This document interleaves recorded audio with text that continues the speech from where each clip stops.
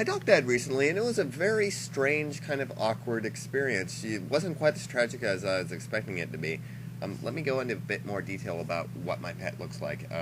Tank, who is the name of my pug, who I adored very, very much as a child, he's a small little pug. And for those of you who don't know what pugs are, I don't know who you are or what kind of rock you've been living under, because it's a very common breed, or at least now it is.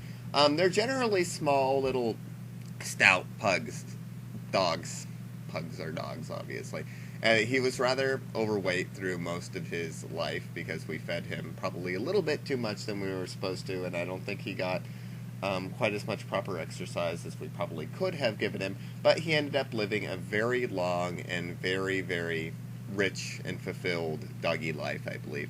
I think we treated him as well as we possibly could. I absolutely love my dog. And now it's just strange because the house has gone quiet now. Honestly, when there's no one in the house or everybody's asleep, it's like the entire house is dead. Before, you would always have him like rummaging about, like walking. You would hear, because his toenails would clack against the wood floor, and so you would hear click, click, click, click, click, click, click, like all throughout the night, like regardless of who was awake or what was going on, there'd always be the bit of this background noise. And now it's gone.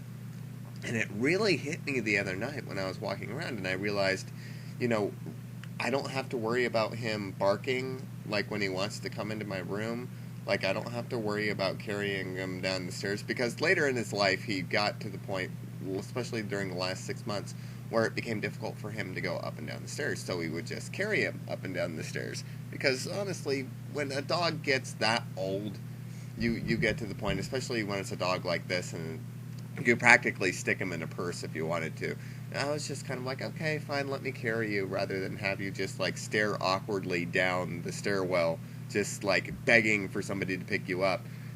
But it's so... I'm not going to miss the dog pee. I'm not going to miss the dog poop. Especially, like, when he started peeing in the house again. Like, all of a sudden, just out of the blue, he just decided, I'm going to start peeing in the house. And that was awkward, because you would get up out of bed, oh, good morning, world. You'd open the door, and then you'd slip in urine, and I'd be like, oh, crap. And I hate it when everybody else is asleep, because then you have to be the one to do it. Like, I remember one time, there's a dog crap right in the middle of the hall. And it's a wooden tile floor, and I was staring at it, and I'm like, in 20 minutes, somebody else is going to find it, and they're going to pick it up. And it's probably not going to make all that much of a difference. And so I decided to sit down and start playing my PlayStation. And then I started, as this always tends to happen with this kind of stuff, I ended up feeling bad, and 2 minutes later, I was like, alright, fine, I guess I'll pick it up. It's not pleasant when you can, like, feel the warmth of it right in your hand as you're picking it up with, like, a triple-layered paper towel. But, you gotta do what you gotta do, and when your pet starts pooping in the house, you gotta take care of the poop. So that's not going to be something I'm going to terribly miss. What I am going to miss is the fact that every so often, because honestly, I never really, recently, I hadn't been playing with him as much as I had, when I was a kid and stuff. But every so often, like, I would lean down and I would start, like, petting him, and he'd start getting all excited, and we'd start playing, like, how we used to when I was a kid.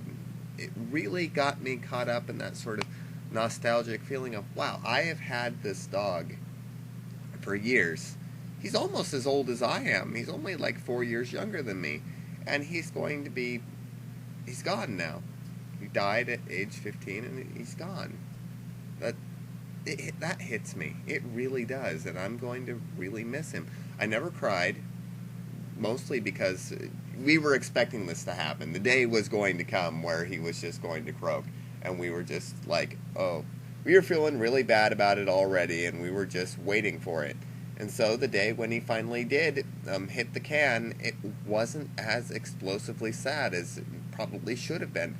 I didn't cry. I didn't even feel all that depressed through most of the day. I haven't hit I know some people, when a major pet dies, they hit this sort of depression. I never really felt that. I just feel like now there's something missing from the house. As cruel as that sounds. I always walk through the house in the morning and go, something is not right about this, because it's too silent. It's too quiet. I miss the dog barking. I miss him clacking around. I miss petting him in the morning just briefly to like say, hey, you exist. All of that is going to be sorely missed. And so here's to you, my wonderful, wonderful pug Tank.